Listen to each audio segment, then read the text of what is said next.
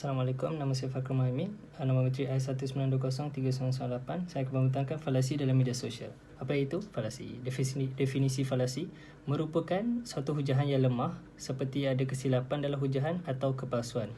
Seterusnya, jenis-jenis falasi terbagi kepada dua. Falasi tidak formal bermaksud kesalahan atau kesilapan yang terdapat dalam hujah, tapi kesalahan atau kesilapan ini tidak ada kaitan secara langsung dengan kaedah hujahan. Yang falasi formal hanya berlaku dalam hujah didaktif dan premis hujah tidak menyokong kesimpulannya. Definisi media sosial iaitu media di atas talian yang boleh berinteraksi secara sosial ataupun menggunakan teknologi yang berasaskan laman sesawang seperti Facebook, Instagram dan sebagainya. Ciri-ciri media sosial, interaksi sosial antara manusia, penggunaan media lebih mudah, boleh buat pesanan, dan setiap aplikasi mempunyai peranan yang berbeza lah. Fenomena dan faktor dalam falasi, suatu kejadian atau kenyataan dapat dilihat ada kesalahannya, cara berfikir dia salah dan menggunakan medium sosial media untuk sebarkannya. Apakah faktor berlaku media sosial dalam falasi dalam sosial media? Kerana dia tidak mengkaji, mengkumpul data dan fakta, melakukan satu hujahan secara beremosi atau paksaan, ataupun bersikap bias dan prejudis terhadap pihak yang lain. Hari ini saya akan membuat pembentangan mengenai jenis-jenis falasi di dalam media sosial. Jenis falasi yang pertama ialah falasi ad hominem yang bermaksud menolak atau menentang idea atau pendapat individu dengan cara mencari kekurangan peribadi individu tersebut. Sebagai contoh, tidak perlulah engkau mendengar ceramah tentang Islam yang disampaikan oleh Ustaz Abu itu. Lagipun beliau baru saja masuk Islam, kata Ahmad kepada rakannya. Jadi kat sini hujah ini menjadikan falasi ad hominem kerana Ahmad menentang pendapat Ustaz Abu dengan cara melibatkan latar belakang Ustaz Abu. Jadi falasi ini memberikan kesan yang negatif kerana ianya boleh menjatuhkan maruah seseorang dan boleh menyebabkan pergaduhan. Kemudian saya akan menyambung satu lagi jenis falasi yang terdapat di dalam media sosial, iaitu falasi kecil besar. Falasi kecil besar ini berlaku apabila seseorang itu menyatakan hujah bahawa apabila kesalahan dan kelemahan yang dilakukan oleh seorang individu kecil atau sekelompok kecil merupakan juga kesalahan yang akan dilakukan oleh kelompok besar yang dianggotai oleh kelompok kecil ini tadi. Seperti contohnya pada hari ini kita dapat lihat apabila seseorang menteri itu ataupun seseorang YB itu melakukan kesalahan rasuah contohnya, maka kita akan terus menjustify bahawa parti yang dianggotai oleh tokoh tersebut juga mengamalkan rasuah. Hal ini sangatlah hujah yang sangat rapuh. Saya bawakan dua contoh, iaitu yang pertama adalah konflik persengketaan antara kelompok As-Salafi dan Asy'ariyah, bahawa sering kali kita lihat kelompok Salafi ini dituduh sebagai terorisme ataupun khawarij hanya kerana salah seorang ataupun terdapat pada ISIS itu dianggotai oleh kelompok yang berfahaman Salafi. Padahal sebenarnya golongan ulama Salafi juga telah mengharamkan khawarij dan terorisme. Seperti itu juga yang dilakukan oleh golongan Salafi. Mereka menuduh golongan Asy'ariyah ini adalah sesat kerana menganggotai tarikat yang sesat. Hari ini tidaklah benar kerana ada saja terdapat tarikat yang benar. Kesan falasi kecil besar ini pada masyarakat akan terjadilah perpecahan dan kesalahfahaman sekiranya seseorang itu terus menelan bulat-bulat berita yang diterimanya. Baik, seterusnya adalah falasi argumentum ad ignorantium. Ya, ini berasal daripada bahasa Latin yang bermaksud hujah dari kejahilan. Ini sesuatu pernyataan dianggap benar jika belum terbukti salah, dan atau sesuatu pernyataan dianggap salah jika belum terbukti benar. Dua keadaan ini berlaku apabila tiada bukti yang menyokong atau konkret untuk menyokong pernyataan tersebut.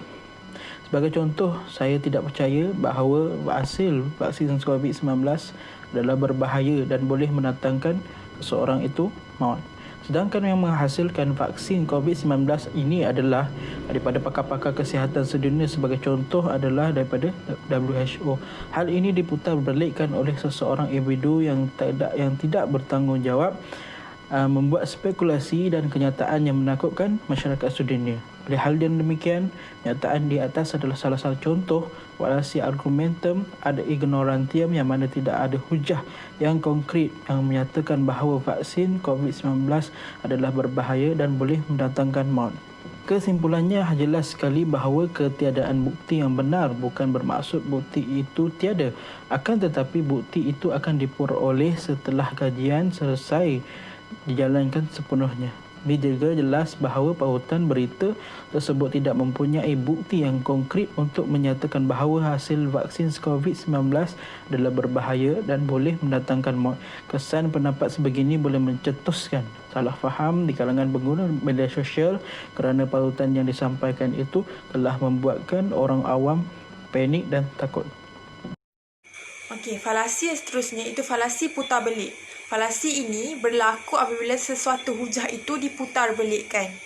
Contohnya seperti pernyataan yang dikeluarkan oleh pihak A akan diterjemahkan oleh pihak B dalam bentuk yang lebih melampau. Lazimnya, tajuk akhbar dan majalah sering menggunakan pendekatan ini untuk mengabui dan menukar pendirian khalayak. Contohnya, pernyataan A. Okey. Pernyataan A, pernyataan A cakap isu pasangan selebriti yang dipanggil oleh pihak SPRM bagi memberi keterangan berkenaan kes jenayah pengubahan wang haram dan perjudian di dalam talian. Pernyataan A ni cakap selebriti ni hanya datang untuk memberi keterangan. Tapi pernyataan B ni pula dia cakap pasangan selebriti telah ditahan oleh SPRM kerana didakwa terlibat dalam kes pengubahan wang haram dan perjudian di atas talian. Jadi, kedua statement ni berbeza dan saling bercanggah. Falasi putar belik ni banyak kesan dia. Okay? Contohnya, pengaruh yang buruk dari yang baik yang disalurkan kepada pembaca lebih banyak. Pengaruh buruk tu lebih banyak. So, akhirnya menjadikan kita ni masyarakat yang tidak harmonis dengan adanya sifat prejudis, suka melihat kejatuhan orang lain dan penghabaran palsu yang diterapkan di dalam diri setiap individu. Kemudian, saya akan membincangkan tentang falasi salah analogi ataupun kita boleh sebut analogi itu sebagai perbandingan ataupun perumpamaan. Kita pergi kepada definisi. Objek atau perkara yang digunakan untuk membuat perbandingan tentang pengalaman, perkara dan isu yang tidak ada kaitan sama sekali. Perkara yang dibandingkan itu tidak benar-benar serupa dalam hal yang relevan. Maksudnya kat sini, perumpamaan itu yang digunakan memang tidak ada kaitan dengan topik yang dibahaskan. Kita pergi kepada contoh. Yang pertama, pesawat yang berkelajuan supersonik buatan Rusia itu umpama halilintar ataupun kilat. Yang kedua, perniagaan barang-barang cerita nampak bukan sahaja tumbuh seperti cendawan, tetapi kini dilakukan secara terbuka. Yang terakhir adalah langkah mengatasi. Terdapat dua langkah mengatasi yang kita perolehi. Yang pertama adalah kita mestilah perlu teliti dan kena pasti sesuatu berita sama ada perkara tersebut sahih ataupun batil ataupun terdapat unsur-unsur yang boleh menjatuhkan seseorang. Sekiranya terdapat perkara seperti itu, maka kita mestilah menolaknya. Yang kedua adalah pihak berkuasa mestilah mengetatkan undang-undang terutamanya dalam penggunaan media sosial dalam kalangan masyarakat. Pihak berkuasa boleh mengenakan undang-undang, boleh mengenakan kuat kuasa terhadap sesiapa sahaja yang cuba untuk melakukan falasi dalam media sosial. Terdapat iktibar yang diperolehi, antaranya adalah kita haruslah menjadi manusia yang peka dengan sekeliling dan kita wajiblah mengkaji dan menyelidik sesuatu maklumat. Sebagai manusia yang bertanggungjawab yang diberikan akal oleh Allah Subhanahu Wa Taala untuk berfikir, maka kita mestilah memikirkan sama ada perkara tersebut boleh disampaikan kepada orang lain ataupun tidak. Kerana takut-takut ia merupakan sebuah falasi dan boleh menyebabkan kita terjerumus ke dalam falasi dalam media sosial. Lebih jelas lagi, Allah Subhanahu Wa Taala telah mengatakan di dalam Al-Quran, iaitu dalam surah Al-Hujurat ayat 6, yang membawa erti bahawa sekiranya terdapat berita daripada orang fasik, maka kita mestilah meneliti dahulu sebelum menyampaikan kepada orang lain, takut ia boleh membawa kemudaratan kepada orang lain. Maka di sini jelas mengatakan bahawa kita mestilah menyelidik sesuatu perkara sebelum kita menjelaskan, sebelum kita share kepada orang lain.